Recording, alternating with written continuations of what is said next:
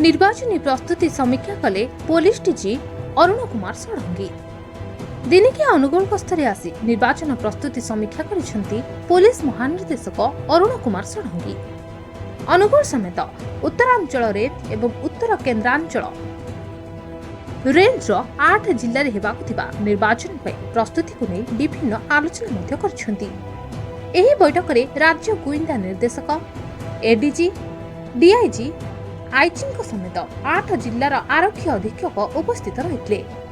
निर्वाचन किपरि शांति श्रृंखलार सह शेष हेबो एने आलोचना सह व्यापक पुलिस व्यवस्था होइथिबा महानिर्देशक प्रकाश करछंती। चलित वर्ष जनवरी मासरु निर्वाचन पई प्रस्तुति होइथिबा बेले बहु अपराधी को गिरफ्त करा जायछि। सेहिपरि पुलिस पक्षरु करा जायथिबा फ्लैग मार्च बेले विभिन्न अंचलरु बेआईन मद जब्त करा जायथिबा नै महानिर्देशक अरुण कुमार षडंगी प्रकाश करछंती।